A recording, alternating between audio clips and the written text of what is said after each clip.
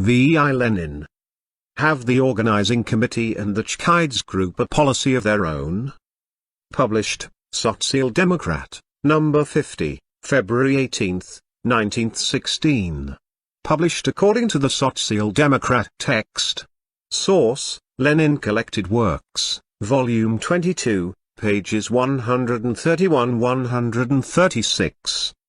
In their magazine, and more definitely in their report to the International Socialist Committee, No. 2 of the bulletin which appeared in German on November 27, 1915, the adherents of the OC attempt to assure public that the Chkheidze fraction and the OC have a policy of their own, which is completely internationalist and differs from the policy of National.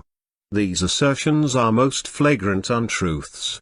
In the first place, ever since the OC was formed, August, 1912, we have witnessed for many years the most complete political agreement on all fundamentals, and the closest political cooperation, between the Chkheidze fraction and the OC and the Nashazaria group, and only this group has carried on systematic work among the masses, the liquidators' daily papers. If there are any real differences among such close friends, they must be proved, not by words but by weighty facts. Not a single fact of this kind can be brought forward. Secondly, for a number of years, from 1912 to 1914, the Chkheidze fraction and the OC have been pawns in the hands of Nashazaria and have systematically defended its policy, a fact very well known to the workers of St. Petersburg and other places, and nor once did they exercise any influence in the direction of changing the policy of Nashazaria, Luch, etc.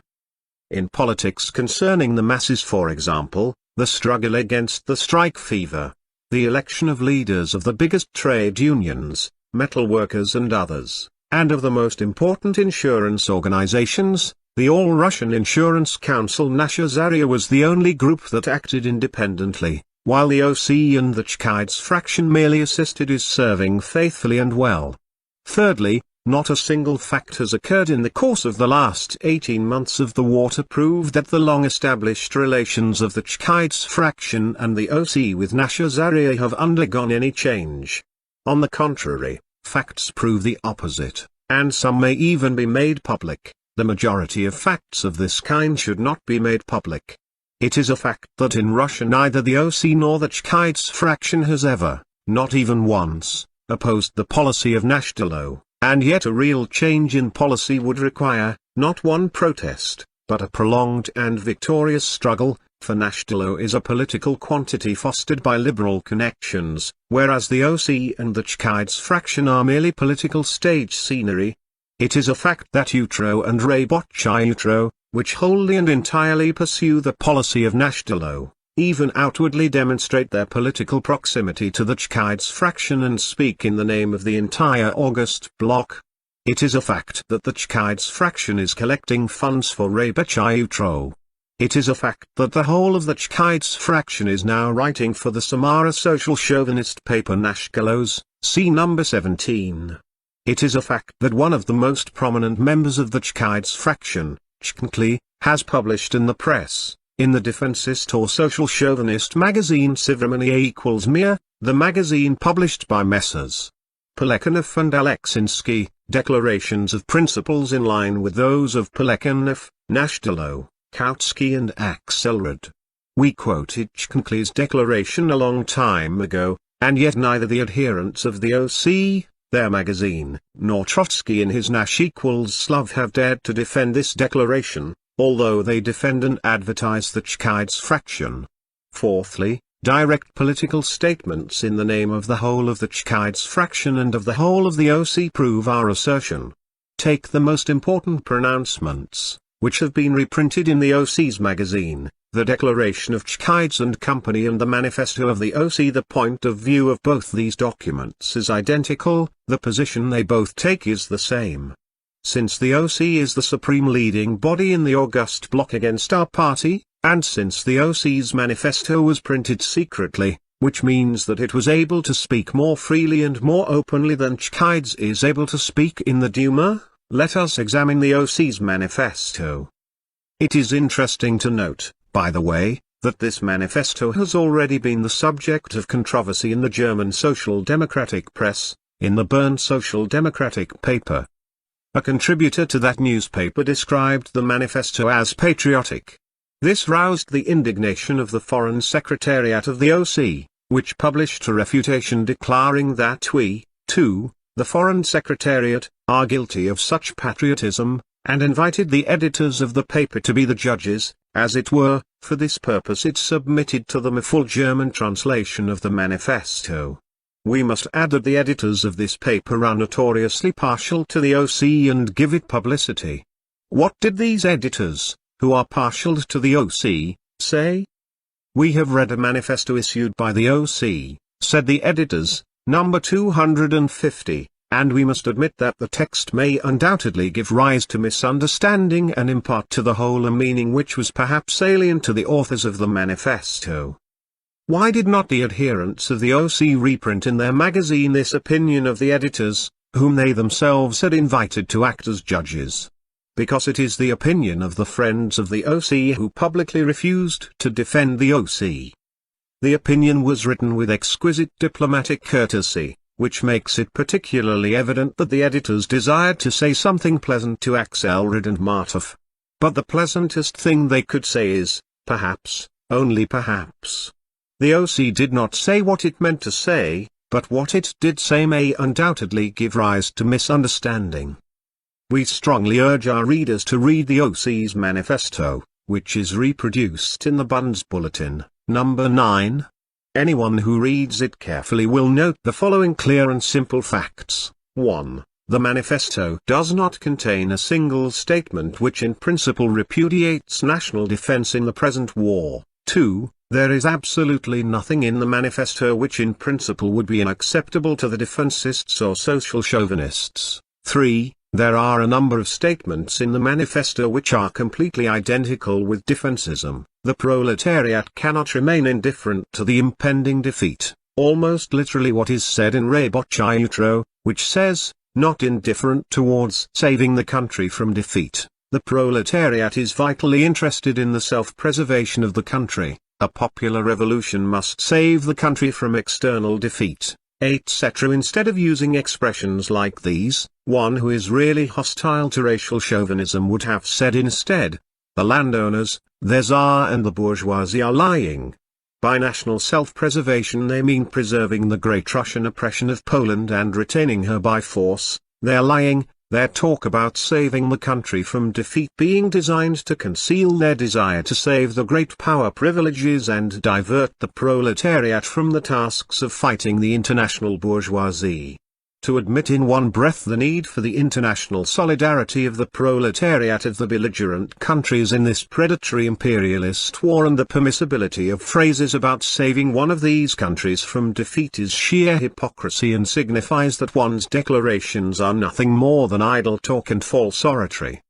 The implication there is that the tactics of the proletariat depend on the military situation of a given country at a given time. If that is the case, the French social chauvinists would also be right in helping to save Austria or Turkey from defeat.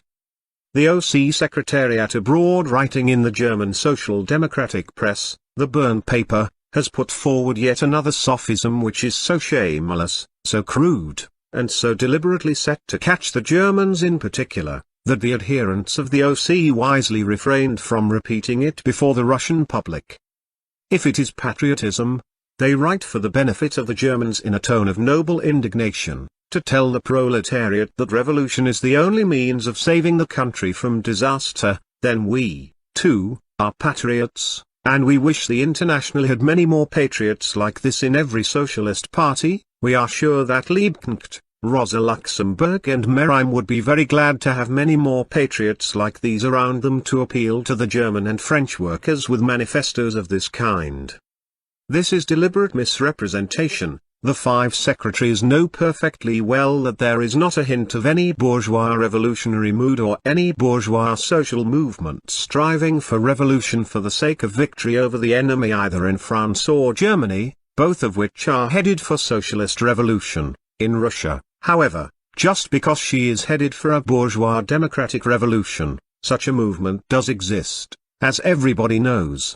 The 5 secretaries are trying to deceive the Germans by an amusing sophism. The OC and Chkheidze and company cannot be revolutionary chauvinists in Russia, they argue, because in Europe a combination of revolutionism with chauvinism is an absurdity. Yes, in Europe it is an absurdity. In Russia, however, it is a fact. You may reproach the Pryzhev crowds for being bad bourgeois revolutionaries. But you cannot deny that in their own way they combine chauvinism with revolutionism. The July conference of the Narodniks in Russia.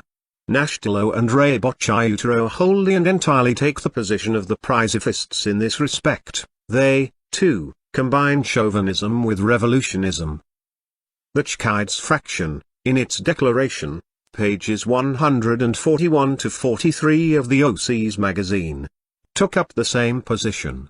Chkheidze uses the same chauvinist phrases about the danger of defeat, and if he admits the imperialist character of the war, stands for peace without annexations, the general tasks of the entire international proletariat, the struggle for peace, etc., etc. So does Raybochye Utro, and so do the petty bourgeois Russian Narodniks.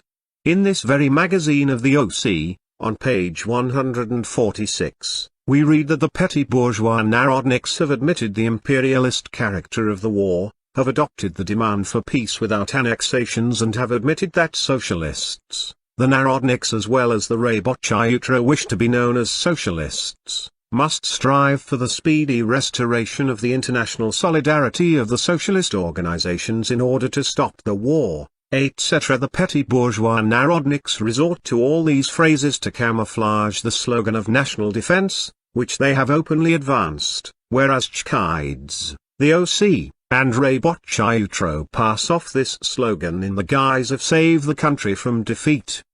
The sum and substance of the whole thing is that Chkheidze and the OC have poured out a string of revolutionary phrases, which commit them to nothing and which in no way hinder the practical policies of the Pryzhevists and the Nashtiloists, but they have hushed up these policies.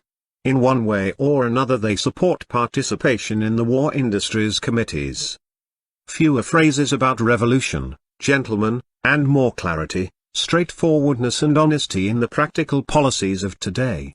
You promise to be revolutionaries, but just now you are helping the chauvinists, the bourgeoisie and Tsarism, either by openly advocating that the workers be represented in the war industries committees, or by tacitly defending those who participate in them by refraining from fighting them. Martov may regale as much as he likes. Trotsky may shout against our factionalism, concealing with these shouts an old trick of Turgenev's hero, his own, no doubt non-factional, expectations that someone in Chkheidze's fraction is in agreement with him and swears that he is a left, an internationalist, etc. But facts remain facts. There is no shadow of serious political difference not only between the OC and the Chkheidze fraction, there is none even between these bodies and Raybochye Utro or Pryzhev. That is why in practice they are together in opposing our party, in supporting the bourgeois policy of workers participating in the war industries committees, and are together in siding with the non-party workers and the Narodniks. The verbal reservations and vows of the foreign secretaries that they disagree remain idle phrases, which affect the real policy of the masses as little as the vows of Sudicum, Legion and David that they are for peace and against war absolve them of chauvinism.